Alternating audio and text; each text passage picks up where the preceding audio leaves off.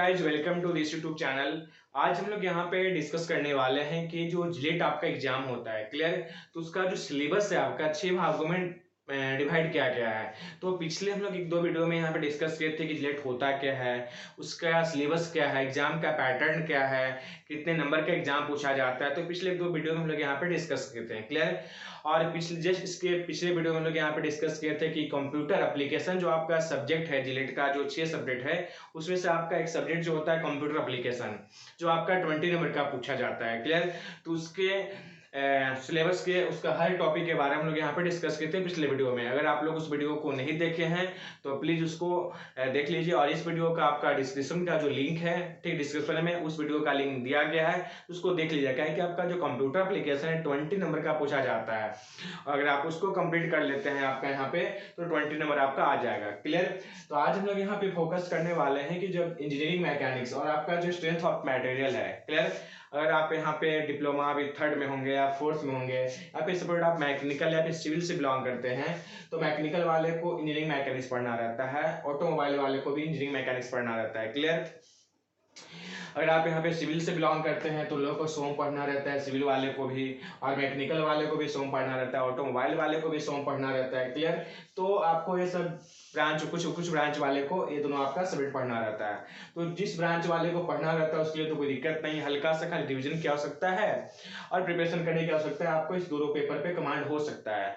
हाँ, जिस ब्रांच वाले को नहीं पढ़ना, जैसे कंप्यूटर साइंस हो गया, इलेक्ट्रिकल हो गया, ठीक, इलेक्ट्रॉनिक्स हो गया, आईटी ब्रांच हो गया, तो उस सब ब्रांच वाले को मैकेनिक्स नहीं पढ़ना रहता है, तो उनको प्रिपरेशन करने की आवश्यकता है, कमांड बनाने की आवश्यकता है। अगर आपको मोटो है कि जेट हमको निकालना है तो हम लोग आते हैं मेन टॉपिक पे। देखिए, जो आपका मैकेनिक्स है उससे 15 नंबर का क्वेश्चन पूछा जाता है। कितने नंबर का? 15 नंबर का क्वेश्चन। और टोटल नंबर जो आपका सब्जेक्ट, सॉरी, मैकेनिक्स का जो सब्जेक्ट है उसका टोटल नंबर ऑफ चैप्टर कितना? आपका 11 चैप्टर। 11 चैप्टर से आपका क्वेश्चन पूछा जाता है। और अगर आपका 11वें चैप्टर पे आपका कमांड है तब जाके आप यहाँ पे 15 नंबर को क्या कर पाओगे? अटेम्प्ट कर पाओगे, यानी 15 क्वेश्चन को अटेम्प्ट कर पाओगे।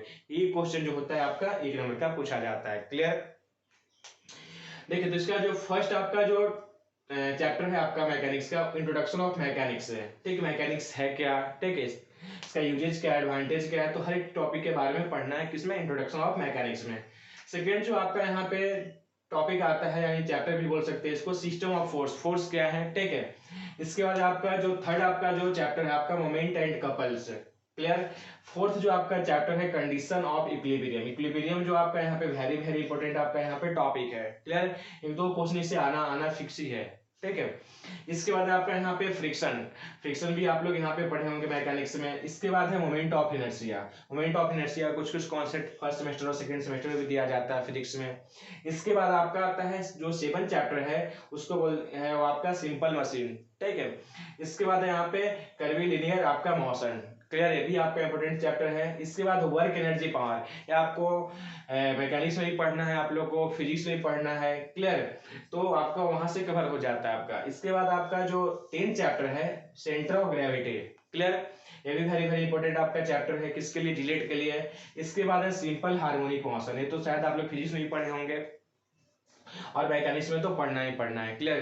तो इतना आप यहाँ पे चैप्टर पे कमांड बना लेते हैं तो आपका 15 नंबर के आपका फिक्स है, किसमें? मैकेनिक्स में clear. By the way 15 number नहीं भी आता तो टारगेट रखिए कि हमारा जो 10 से कम 12 नंबर का क्वेश्चन हमारा अटेम्प्ट हो पाए, ठीक है, उतना हम क्वेश्चन को बना सकें क्लियर, थोड़ा कॉन्फिडेंस के साथ। अब देखिए यहाँ पे क्या है कि आपका मेन जो आपका इसके बाद आता है मैकेनिक्स के बाद यहाँ पे स्ट्रेंथ ऑफ मटेरियल क्लियर, यानी आपका एप्लीकेशन ऑफ कंप्यूटर के बारे में डिस्कस किए थे पिछले वीडियो में। आज हम लोग यहाँ मैकेनिक्स को कवर कर लिए। इसके बाद आपका जो मेन आपका जो सब्जेक्ट है, ठीक है, स्ट्रेंथ ऑफ मटेरियल, ये भी आपका 15 नंबर का पूछता है इस सब्जेक्ट से, ठीक है। इसमें कितना है आपका? मात्र टोटल 6 कितना है चैप्टर पढ़ना है। अगर टोटल 6 आप चैप्टर को कवर कर लेते हैं तो आपका स्ट्रेंथ ऑफ मटेरियल का 15 जो क्वेश्चन है उसको आप अटेम्प्ट कर पाइएगा अच्छे तरीके से क्लियर। देखिए इसमें पढ़ना क्या क्या है। सबसे पहले आपको यहाँ पे simple stress and strain, stress और स्ट्रेन के बारे में आप लोग पढ़े होंगे, फिजिक्स में पढ़ना रहता है फर्स्ट सेमेस्टर में कि स्ट्रेस एंड स्ट्रेन क्या है, इलास्टिसिटी क्या है, प्लास्टिसिटी क्या है क्लियर। तो ये सब टॉपिक आप लोग यहाँ पे स्ट्रेस और स्ट्रेन आप फिजिक्स में भी पढ़ चुके हैं क्लियर, वो आपका हर ब्रांच वाले को पढ़ना रहता है। इसके बाद क्या है कि shear force and bending moment, ठीक है, ये वेरी पॉपुलर आपका जो सब्जेक्ट है, क्लियर, इसे बहुत अच्छा क्वेश्चन पूछता है, 2-3 क्वेश्चन। इसमें जेड का जो आपका एग्जाम है स्ट्रेंथ ऑफ मटेरियल पेपर जो है। इसके बाद आपका जो थर्ड आपका जो चैप्टर है उसको बोलते हैं क्या, principal, stress and strain. Clear, कि आपका स्ट्रेस और स्ट्रेन किस प्रिंसिपल पे काम करता है, इसके प्रिंसिपल क्या है, तो इस चैप्टर से भी आपका 1-2 क्वेश्चन पूछता है। क्लियर, इसके बाद आपका bending, stress and beam. Clear, ये वेरी पॉपुलर आपका सब्जेक्ट है स्ट्रेंथ ऑफ मटेरियल, अगर आप लोग पढ़े होंगे तो देखे होंगे, इससे बहुत सारे न्यूमेरिकल भी आपका राइज होता है। इसके बाद आपका 5वां चैप्टर है डिफ्लेक्शन ऑफ द बीम, ये भी वेरी वेरी इंपॉर्टेंट आपका चैप्टर है, किसके लिए, जीएट के एग्जाम के पर्पज से। इसके बाद है कॉलम एंड स्ट्रक्ट्स। क्लियर, ये भी आपका प्रॉपर आपका क्या है, टॉपिक है। तो अगर आपको ये 6 सब चैप्टर में आप कमांड बना लेते हैं तो आपका 15 नंबर क्या है स्ट्रेंथ ऑफ मटेरियल के लिए पूरा फिक्स है।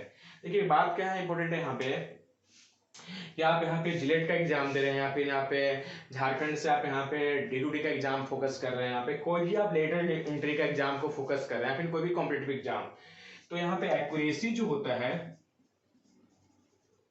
एक्यूरेसी वेरी इंपॉर्टेंट होता है, ठीक है, जिसके कारण से कटअप हमारा इंक्रीज या फिर डिक्रीज होता है। एक्यूरेसी का मतलब क्या आता है, हम लोग यहाँ पे 2 मिनट बात करते हैं इस पे। देखिए एक्यूरेसी का मतलब क्या है कि सपोर्ट हम लोग यहाँ पे दोनों मैकेनिक्स और आपका यहाँ जो स्ट्रेंथ ऑफ मटेरियल है उससे अगर मान लीजिए टोटल 30 क्वेश्चन हम लोग यहाँ पे हो पा रहा है, 30 क्वेश्चन में से अगर मान लीजिए बहुत स्टूडेंट क्या होता है कि यहाँ पे सिर्फ 20 क्वेश्चन पे अटेम्प्ट किए हैं और 20 क्वेश्चन में से उसका मान लीजिए 5 क्वेश्चन ही सही है। क्लियर, और क्या है आपको यहाँ पे 15 क्वेश्चन आपका रॉन्ग हो जा रहा है, तो यहाँ पे एक्यूरेसी जो है आपका यहाँ पे घट जा रहा है। जब एक्यूरेसी घट रहा है तो आपका यहाँ पे आपका जो कटअप का जो रैंकिंग है, ठीक है, वो आपका क्या हो जाएगा, बहुत आपका लो चला जाएगा, बहुत डिक्रीज में चल जाएगा। अगर मान लीजिए 20 क्वेश्चन अगर मान लीजिए आप यहाँ पे अटेम्प्ट किए हैं, उसमें से आप यहाँ पे 15 क्वेश्चन आप यहाँ पे क्या किए हैं, सही किए हैं, तो आपका एक्यूरेसी क्या होता है, थोड़ा ज्यादा हो जाता है, जिसके कारण से आपका जो कटअप का जो रैंकिंग है ऑटोमेटिकली आपका यहाँ पे निक्रीज हो जाता है। तो एक्यूरेसी बहुत मायने रखता है। एक्यूरेसी का मतलब क्या है कि जितना आपको कॉन्फिडेंस है उतना ही क्वेश्चन को आप अटेम्प्ट कीजिए, कॉन्फिडेंस नहीं है तो क्वेश्चन को अटेम्प्ट मत कीजिए, तुक्का मत मारिए, ठीक है, जिसके कारण से आपका यहाँ पे अच्छा खासा रैंकिंग आता है, जिसके कारण से बहुत सारा क्वेश्चन निगेटिव में चल जाता है, एक्यूरेसी आपका घट जाता है। ऑटोमेटिकली एक्यूरेसी घटेगा तो आपका जो कटअप है, ठीक, ऑटोमेटिकली आपका यहाँ पे डिक्रीज हो जाएगा, लो हो जाएगा। तो एक्यूरेसी वेरी वेरी इंपॉर्टेंट होता है किसी भी कॉम्पिटिटिव एग्जाम को फेस करने के लिए, क्वालिफाई करने के लिए। क्लियर, तो आई होप आज आप लोग का जो सिलेबस है आपका मैकेनिक्स का और सोम का आपका चैप्टर आपका कंप्लीट कवर हो गया, ठीक है। इसके बाद हम लोग यहाँ पे कितने नंबर का होता है वो भी हम लोग यहाँ पे डिस्कस करें, फिर हम लोग यहाँ पे अगले वीडियो में हम लोग यहाँ पे मैथमेटिक्स और इलेक्ट्रिकल के बारे में हम लोग यहाँ पे क्या करेंगे, फोकस करेंगे। इसके बाद इन्वायरमेंट के बारे में फोकस करेंगे। तो आई होप आज का क्लास, आज का वीडियो आप लोग को अच्छा लगा होगा। अगर आप लोग आज का वीडियो आप लोग को अच्छा लगा, आज का जो टॉपिक था मैकेनिक्स का और स्ट्रेंथ ऑफ मटेरियल का वो अच्छा लगा, तो प्लीज हमारे वीडियो को ज्यादा से ज्यादा शेयर कीजिए।